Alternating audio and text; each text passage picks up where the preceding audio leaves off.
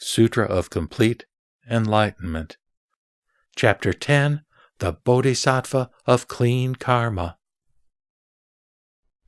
The Bodhisattva of Clean Karma, who was in the assembly, rose from his seat, prostrated himself with his head at the feet of the Buddha, circled him thrice from the right, bowed down upon his knees, brought together his two palms with crossed fingers, and said, "O world-honored one of great compassion, you have fully expounded to us the inconceivable deeds of all Tathagatas from the cause ground, so that the whole assembly can hear what they have never heard before, and can see the tamer of passions passing through eons of arduous toil, as many as the sand grains of the river Ganges, with all his practices and achievements unfolded in an instant, thus rejoicing us, the Bodhisattvas in this assembly.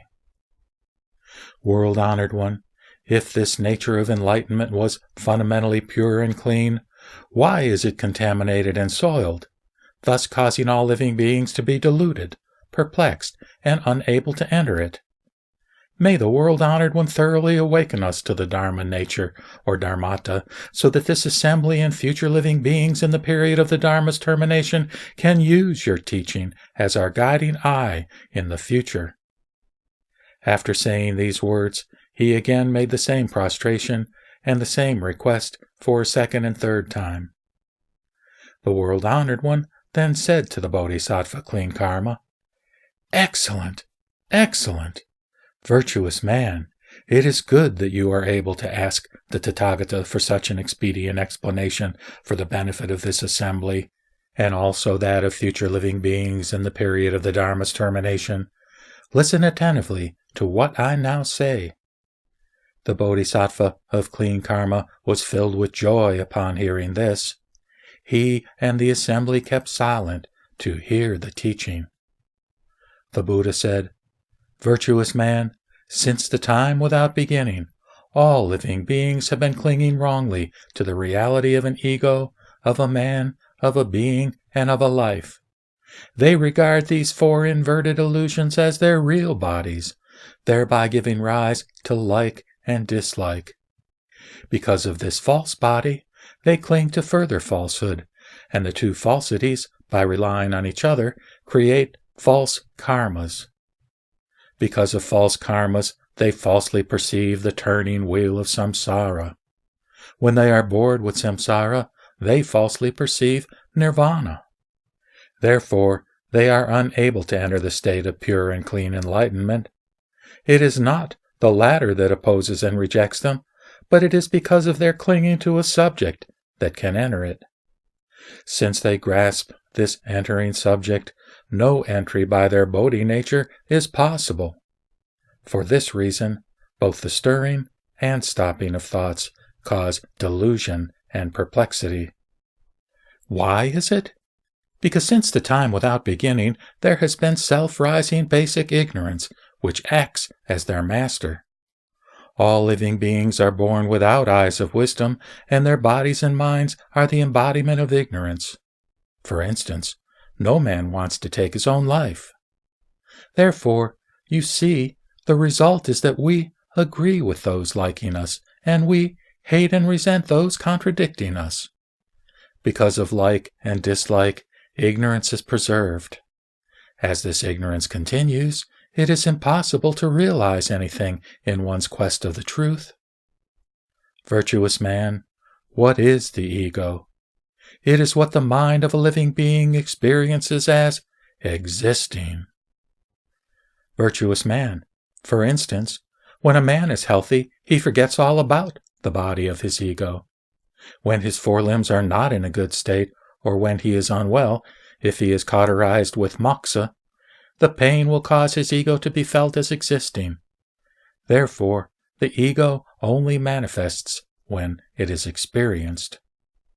Virtuous man, the mind which can realize even the Tathagata state and can perceive clearly pure and clean nirvana is but an ego. Virtuous man, what is personality? It is the mind that is aware of such experience. Virtuous man, when it is awakened to the presence of an ego, it will no longer recognize it. Not only is the object thus evidenced not an ego, but also the evidencing subject also ceases to be one. Thus, all awareness that is beyond evidencing at this stage is personality.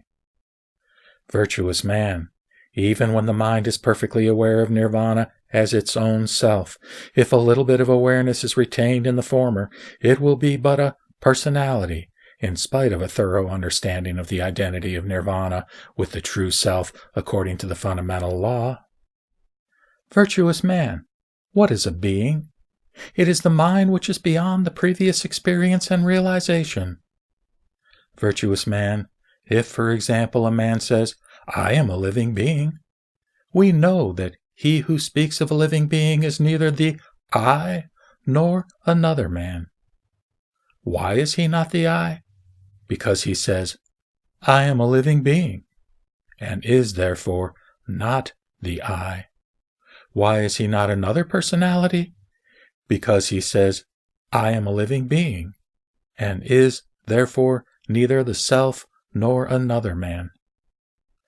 Virtuous man, the state that can be experienced and realized by the mind belongs to an ego and to a personality. That which is beyond the I and a man and retains the knowledge of something is called a being. Virtuous man, what is a life? It is the mind now looking into its purity and cleanness. Although it is aware of the three previous objectives, its karmic awareness does not perceive itself and lingers like a root for life.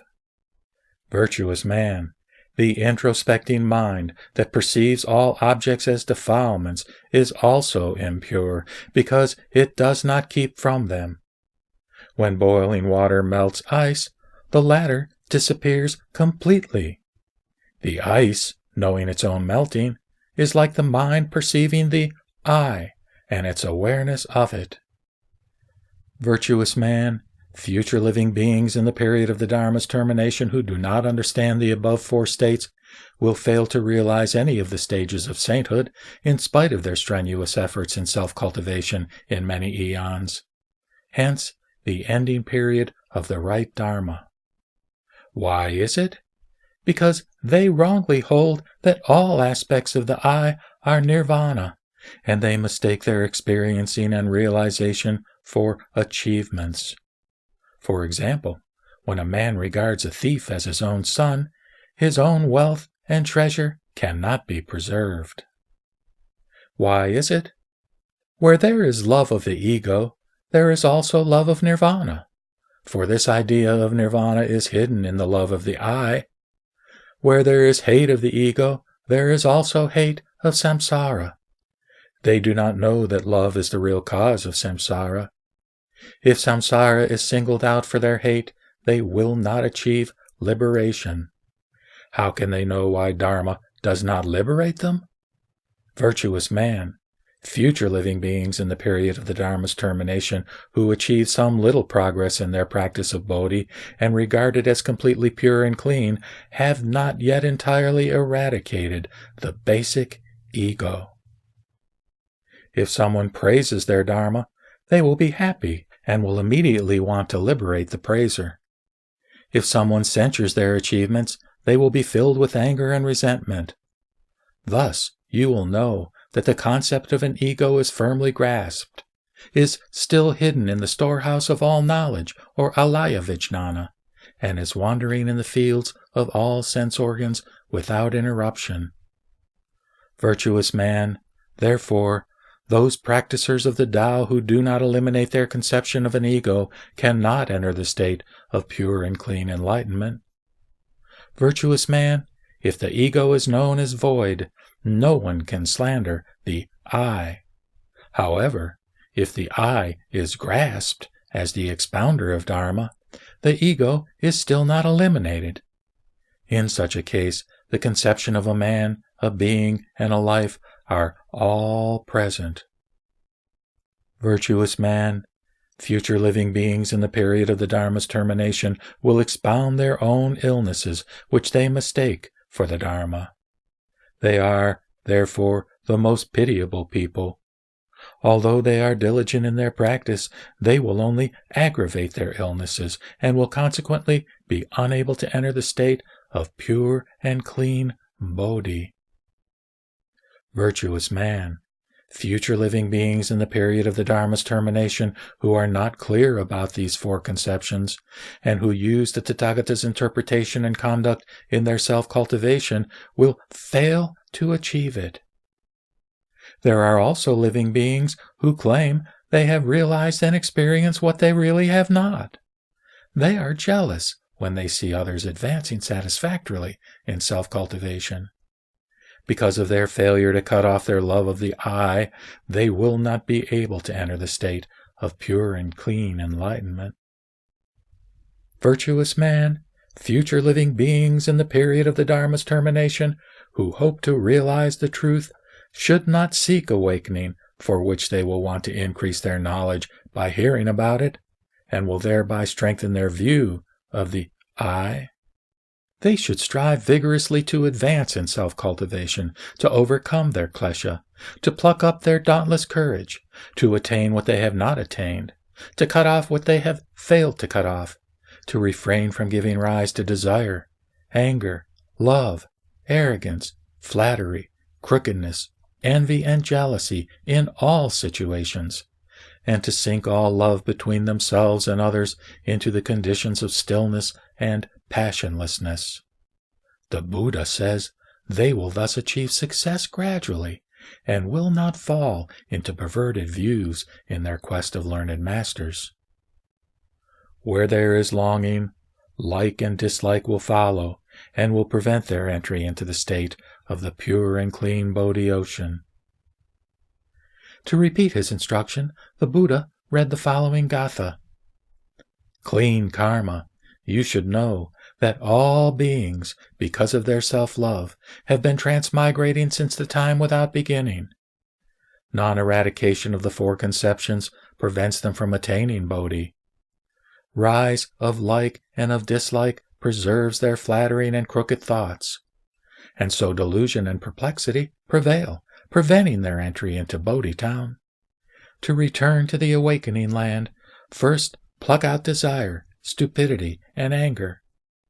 Getting rid of love of Dharma makes gradual achievement easy.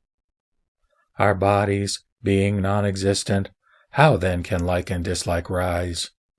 Such practicers, when seeking learned masters, fall not into perverted views.